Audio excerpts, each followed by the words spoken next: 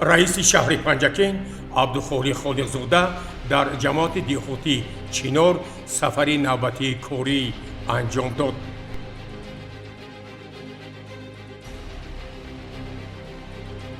мутобиқи фармоишҳои кумитаи корбозанон ва оилаи назди ҳукумати ҷумҳурии Тоҷикистон даври шаҳрӣ ва вилоятии озмунҳои беҳтарин ҳамсар ва беҳтарин оилаи ҳунарманд доир гардид.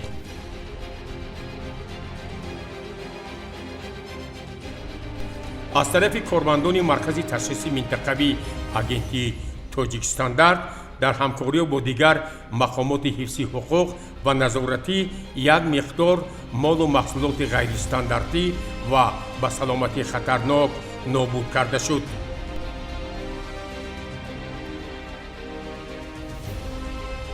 кормандони ташкилоти ҷамъиятии Нури Умед бо ҳайати устодон ва донишҷӯёни донишкадаи омӯзгории Тоҷикистон дар шаҳри Панҷакен як мулоқоти судманд анҷом доданд.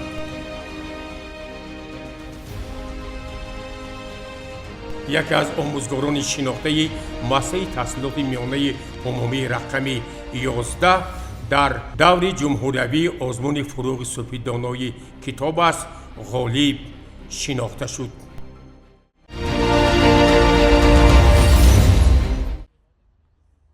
дар доираи нақшаи омодагиҳо ба ҷашни бузурги 35-мин солгарди истиқлоли давлатии ҷумҳурии Тоҷикистон бо дастгирии мақомоти иҷроияи маҳаллии ҳокимияти давлатии шаҳри Панҷакент дар ҷамоати деҳоти Чинор корҳои ободониву бунёдкорӣ, созандагиву хӯрамгардонӣ ва сабзкорӣ идома дорад. аз ҷумла ҳоло соҳибкор Иброҳим Маҳмирзоев дар деҳаи нуристони ҷамоати деҳоти Чинор ба сохтмони маркази тиҷоратӣ ва хидматрасонӣ машғул аст. зимни бозиди раиси шаҳр Абдухолиқ Холиқзода иттилоъ дода шуд ки дар қабати аввали бино таъмиргоҳи мошинҳои сабукрав ва дар қабати дуюм ки ҳоло сохтмонаш идома дорад маркази савдо ҷой дода мешавад.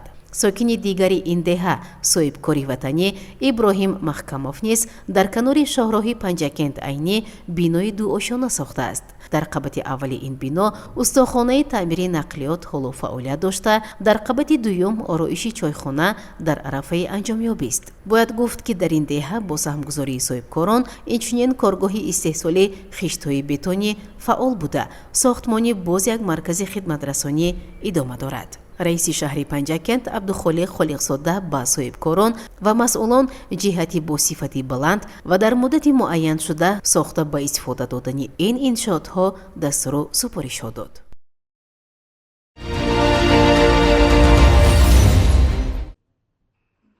тавассути пойгоҳи обкашии Нилуфар ки аз 3 пойгоҳ иборат аст, дар ҳудуди ҷамоати деҳоти Чинор ва Саразм беш аз 1100 гектар заминҳои кишт обёрӣ карда мешавад. раиси шаҳри Панҷакент Абдухолиқ Холиқзода зимни шиносоӣ бо рафти омода намудани пойгоҳи Нилуфар 1 ба мавсими навбатии обёрӣ ба роҳбарияти идораи давлатии обёрӣ ва беҳдошти замин дастур дод ки ин ва дигар иншооти обёрии шаҳр дар муҳлати муқарраршуда таъмир ва ба мавсими обёрӣ омода карда шаванд. ҳоло таъмири навбати дуюми ин пойгоҳ анҷом ёфта, корҳои омодасозӣ ва таъмири техникӣ дар пойгоҳи Нилуфар 1 ва Нилуфар 2 идома дорад. ҳамчунин зимни боздид аз ҷамоати деҳоти Чинор раиси шаҳри Панҷакент ба роҳбарияти ҷамоати деҳот, хоҷигоҳи деҳқонӣ ва идораи давлатии обёрӣ ва беҳдошти замин барои ба тоза намудани каналу ҷойбор ҷалб намудани кишоварзон ва техникаи зарурӣ супоришҳо дод.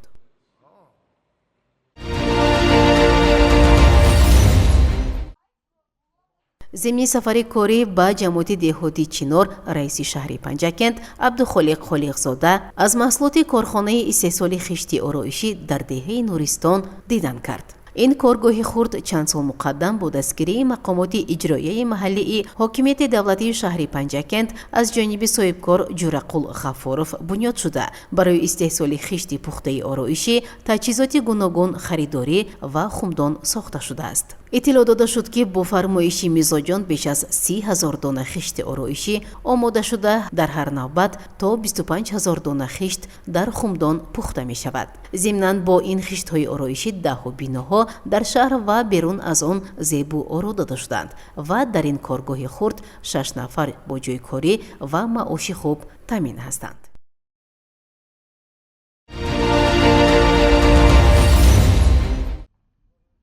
дар деҳаи нуристони ҷамоати деҳотии чинори шаҳри панҷакент бо дастгирии мақомоти иҷроияи маҳаллии ҳокимияти давлатии шаҳри панҷакент ва саҳмгузории соҳибкорон сокинони деҳа шахсони саховатпеша дар назди муассисаи таҳсилоти миёнаи умумии рақами 40 бунёди бинои иловагӣ идома дорад. зимни бозиди раиси шаҳри панҷакент абдухолиқ холиқзода аз ин муассисаи таълимӣ гуфта шуд ки бино аз 9 синфхона иборат буда таҳкурси он гузошта шудааст ва ҳоло барои бардоштани девори он 50 000 дона хишт омода карда шудааст. дар ин сафари кори раиси шаҳр инчунин бо рафти бунёди варзишгоҳ дар назди муассисаи таҳсилоти миёнаи умумии рақами 39 деҳаи шаршара шинос гардида аз маъмурияти таълимгоҳ ва соҳибкорон дархост карда шуд ки барои сабзпӯш намудани майдони варзишгоҳ ва бунёди маҷмӯаи варзишӣ барои хонандагон ва ҷавонон тадбирҳои амалӣ андешанд.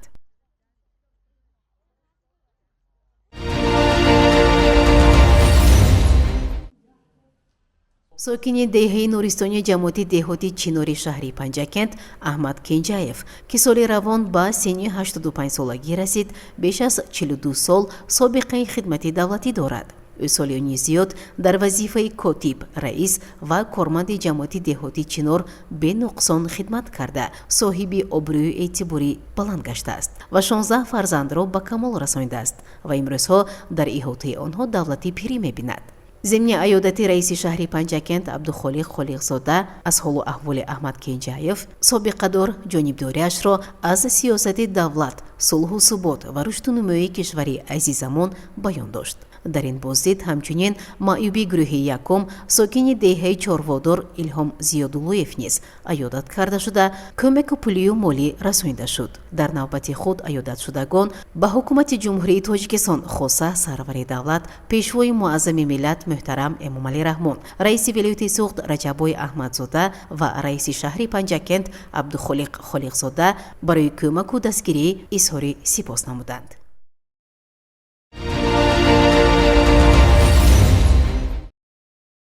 дар заминаи фармоишҳои кумитаи корбозанон ва оилаи назди ҳукумати ҷумҳурии тоҷикистон дар шаҳри панҷакент даври шаҳрии озмуни ҷумҳуриявӣ беҳтарин ҳамсар ва беҳтарин оилаи ҳунарманд баргузор гардид. дар оғози ин озмун мудири шӯъбаи корбозанон ва оилаи мақомоти иҷроияи маҳаллии ҳокимияти давлатии шаҳри панҷакент ҳамзира замонова ҳозиринро бо мақсаду мароми ин озмунҳо шинос кард.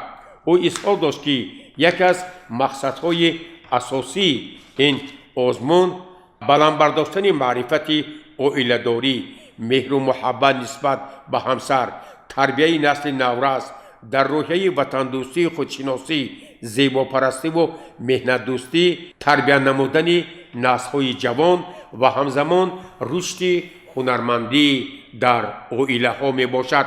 сипас дар ин озмун оилаҳо аз маҳаллаҳои шаҳри панҷакент, ҷамоатҳои деҳот вобаста ба меҳру муҳаббати оилавӣ, эҳтиром ба якдигар, рушди ҳунармандӣ дар оилаҳои хеш андешаҳои ҷолибро баён карда ҳамзамон изҳор доштанд ки агар дар оила фазои меҳру муҳаббат агар дар ҳар як оила фазои меҳру муҳаббат ва эҳтиром ба якдигар мавҷуд бошад, ин оилаҳо ҳамеша хушбахт ва саодатманд мешаванд. моён ҳамсарон тоҷир шоим ва фохир ва майсара сокинони кӯчаи бомулоев мебошем.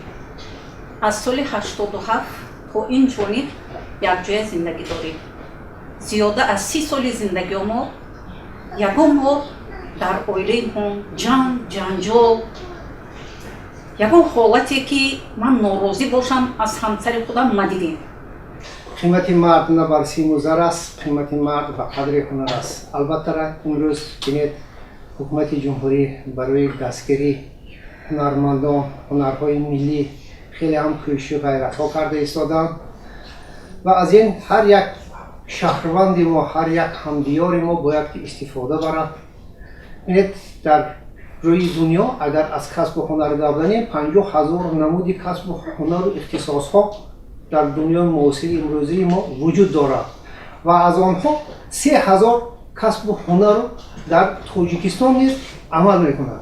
برای همین هم هنرهای مردم تاجیک از قدیم الایام هنرمند بودند. من همه همسرم کردی 53 سال عمر به سر بردوسیم. 6 فرزند دارم. فرزندکان خدا به شکر 3 دختر و 3 پسر. هم میکش جا به جا. یگان تیش دولت به خیانت نکردیم. هم میکش کار خودشون کردیم. نه وره. من و شوهرم همه وقت یکدیگر کردیم مصلحت کرده کار میکنیم. به مصلحت یکدیگر کار نمیکنیم. پس از جنبست آزمون‌های مذکور از طرف معاون رئیس شهری پنجکین عضو مجلس ملی مجلس عالی جمهوری تاجیکستان مراد شکرزاده، مدیر شعبه کار با زنان و عائله مقامات اجرایی محلی حاکمیت دولتی شهر پنجکین با غالبان و شرکت کنندگان فعال این آزمون‌ها سپاسنامه و تحفه‌های خاطروی تقدیم گردید. مورد ذکر است که در دور ولایتی آزمون جمهوری بهترین همسر و بهترین عائله هنرمند از شهر پنجکین غالبان اشتراک ورزیده. در دور نهایی جنبست این آزمون عائله حاجیفو از شهر پنجکین در نامیناسیون بهترین همسر با دریافت شاه جایزه و عائله علی جان ربیزاده در نامیناسیون بهترین عائله هنرمند با دریافت سپاسنامه دور ولایتی آزمون سرفراز گردیدند که ما همه غالبان را با این موفقیت ها صمیمانه تبریک و مبارکباد می نماییم. گزارش عباس همراساده و شهباز قربانوف.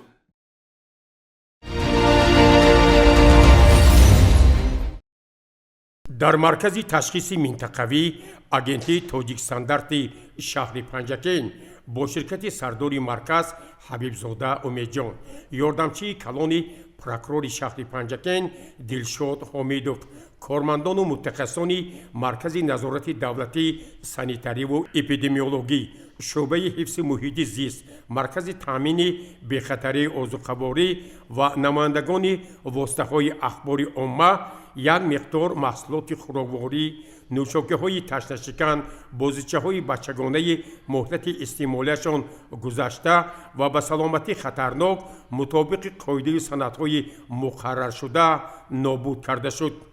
سردار مرکز تشخیص منطقوی اجنسی تاجیک استاندارد در شهر پنجکین حبیب زاده امیدجان با خبرنگاران اطلاع داد که دوام 11 ماه سال روان از طرف متخصصان مرکز در همکاری و همبستگی با کارمندان مقامات حفظ حقوق شهر پنجکین ناحیه‌های عینی و کوهستان مسجا در مجموع 771 سنجش‌های نقشه‌ای و غیر نقشه‌ای وابسته به طلبات رگلامت‌های تکنیکی، حجت‌های معیاری تکنیکی، حالت و استفاده بری واسطه‌های چینک، بی‌خطری محصولات خوراکواری و قاعده‌های سودا گذرانده در نتیجه 764 قانونشکنی‌ها آشکار کردیم. نسبت به صاحبکاران و فروشنده‌ها برای رعایت نکردن قانون‌های عمل کننده پرونده‌های مأموری ترتیب داده از آنها به مبلغ 183,672 سومانی جریمه ستانیده شد. او همزمان تاکید کرد که در جریان برگزاری سنجش‌های مشترک با پروکراتور شهر پنجکین جهت پیشگیری واردات و فروش مال و محصولات مهلت استعمالشان گذشته بدون سرتیفیکات مطابقت رعایت نکردن قاعده‌های سودا نسبت به 119 نفر صاحبکاران پروتکل‌های حقوق ویرانکنی مأموری ترتیب داده онҳо ба маблағи 31608 сомонӣ ҷарима банда шуданд. вобаста ба қонуншиканиҳои ҷиддӣ прокуратураи шаҳр аз болои 7 нафар соҳибкорон парвандаҳои ҷиноятӣ боз ва барои баррасӣ ба суди шаҳр ирсол кард. зимни суҳбат ёрдамчии калони прокурори шаҳри Панҷакен Дилшод Ҳомидов ва сардори бахши нозироти савдои маркази ташхиси минтақавии агентии Тоҷикстандард Шокир Амонқулов андешаҳояшонро пиромуни пешгирӣ аз ҳама гуна фурӯшу ба муомилот баровардани молу маҳсулоти бесифат ва раванди нобудсозии онҳо чунин арзёбӣ карданд.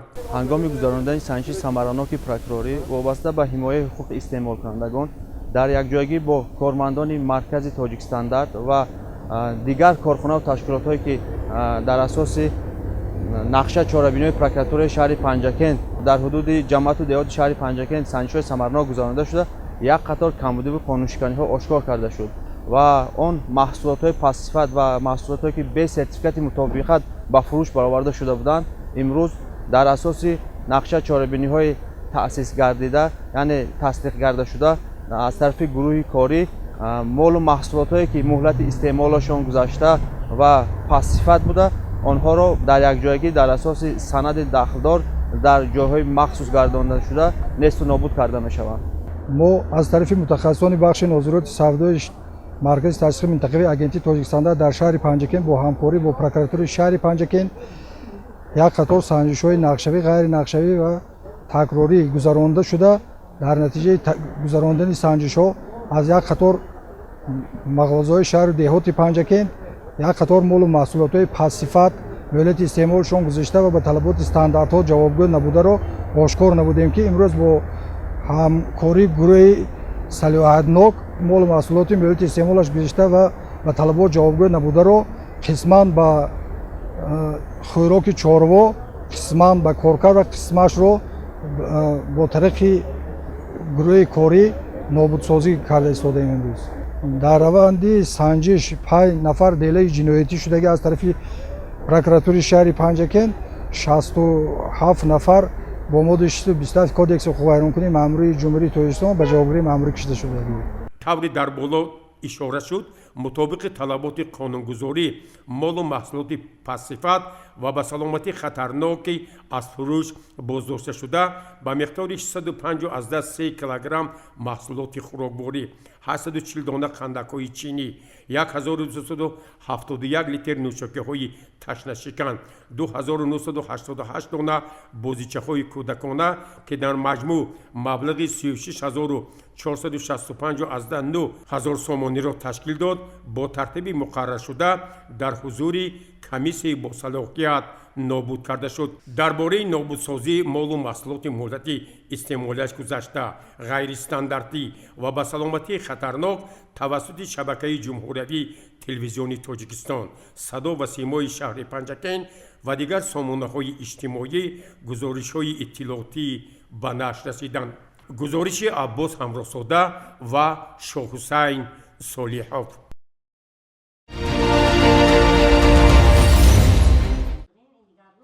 таи 15 сол аст ки ташкилоти Нури Умед дар шаҳри Панҷакен амал менамояд ки мақсади ташкилот аз дастгирии кӯдакони имконотшон маҳдуд, инчунин дастгирии оилаҳои ниёзманд ва занони дар ҳолати вазнини зиндагӣ қарор дошта иборат мебошад.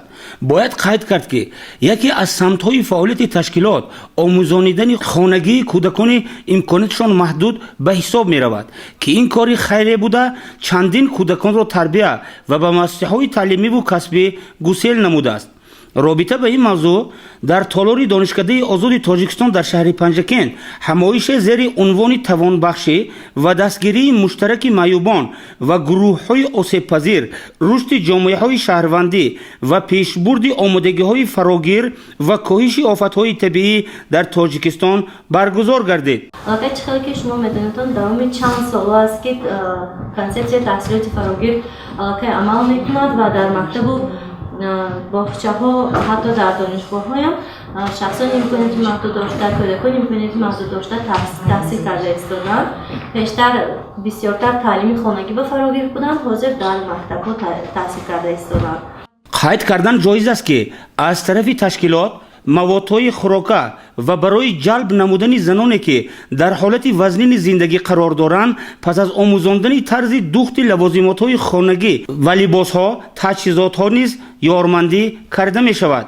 لایحه از طرف اتحاد اروپا برگزاری می شود. اینچنین میسی وستوک این دستگیری میکند و تشکیلات نوری امید در سمت دستگیری زنهای تنها و کودکان امکانات محدود، شخصان امکانات محدود فعالیت میکنند.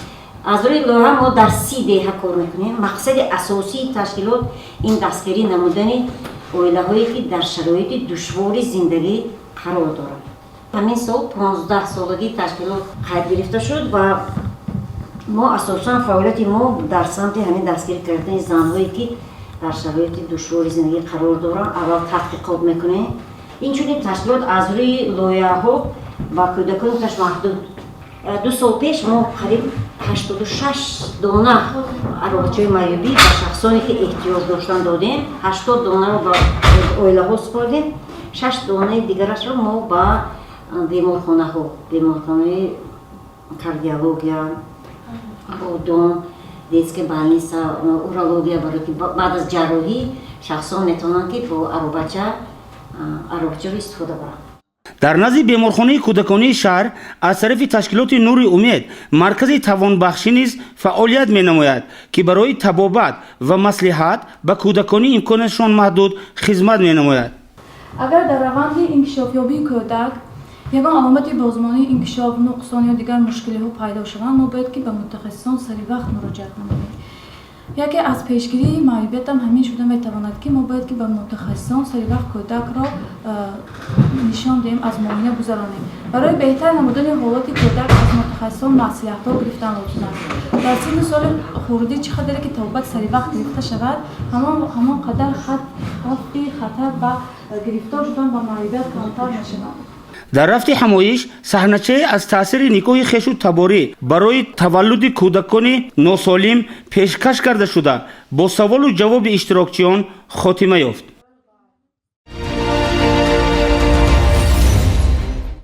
سهن مؤسسه تحصیلات میانه عمومی رقم 11 جماعت دهات شینگ شهر پنجکند قبای ایدانه را به خود گرفته. خوانندگان و آموزگاران خرسند و خوشحال به نظر می رسند. این روحیه با مقصد استقبال غالب آزمون جمهوریوی فروغ صبح دانای کتاب است می باشد. آموزگار این مؤسسه برنامه مقبل و سال جاری در دور نهایی این آزمون سزاوار جای دوم گردیده است.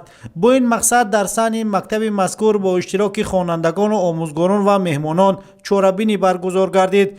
گفته شد که برنامه مقبل و آموزگار مؤسسه تحصیلات میانه عمومی رقم 11 جماعت دهات شینگ شهر پنجکند سال دوم است که در آزمون جمهوریوی فروغ صبح دانای کتاب است که تحت سرپرستی به واسطه پیشوای معظم ملت محترم امام علی رحمان در سراسر کشور و در بین تمام طبقه های اهالی گذرانده می شود اشتراک می کند. او سابقه زیاده از 40 ساله آموزگاری داشته به خوانندگان از فن زبان و ادبیات تاجیک درس می گوید. این معلمه در سال اول اشتراک در آزمون تا به دور جمهوریوی راه یافته بود و سال جاری باشد در دور جمهوریوی آزمون سزاوار جای دوم گردیده است که برای هوسمند گردیدن دیگر خوانندگان و آموزگاران و اشتراک بیشتری آنها در آزمون‌های جمهوریوی مساعدت می‌کند. آموزگار یک شخص معتبر و افتخارمند است زیرا که به کار تعلیم تربیت علاقه‌مندی دارد. از طرف دیگر آموزگار انسان می‌سازد. مادر انسان تولید کند اگر آموزگار انسان تربیت می‌کند می‌سازد. به این معنی که معلمه طول سالان زیاد از سال 1993 تا امروز 21 سال باز در همین مؤسسه به کار تعلیم تربیت مشغولند. درس‌های معلمه همیشه با عیانیت، با تابلت‌ها، با دیاگرام‌ها عموما بی عیانیت نمی‌گذشت و خیلی شوق‌آور می‌گذشت درس‌های معلمه. و همین سبب بود که معلمات در آزمون مربی سال اشتراک کردن، غالبیت به دست آوردن، در آزمون معلم سال ولایتی اشتراک کردن، غالبیت به دست آوردن و این افتخاری ما و اهل کلکتیو آموزگاران بود. بعد از این ما همراه معلم سعی کردیم که در آزمون فروغ صبحدانه اشتراک کنیم و معلم به این موفق شدن.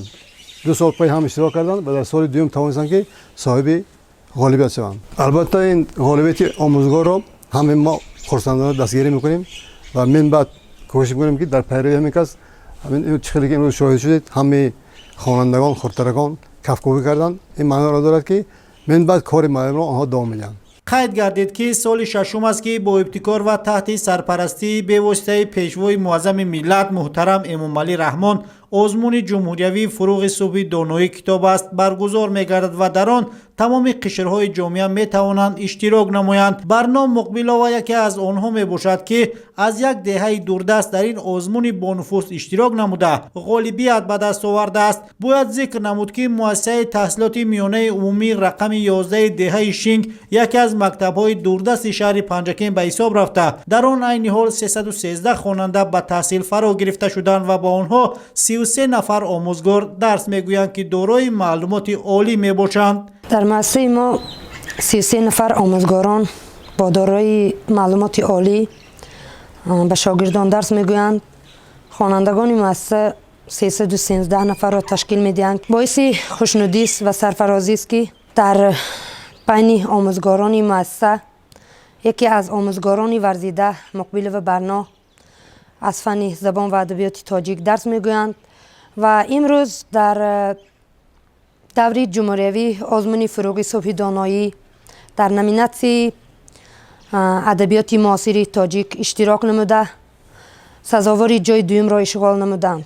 باوری داریم که مقبل و برنا اشتراکچی آزمون من بعد نیز شاگردان را در چنین آزمون چاره‌بینی ها تیار نموده در سالهای آینده نیز شماره خوانندگان مؤسسه نیز زیاد گردیده غالبیت را به دست میارند.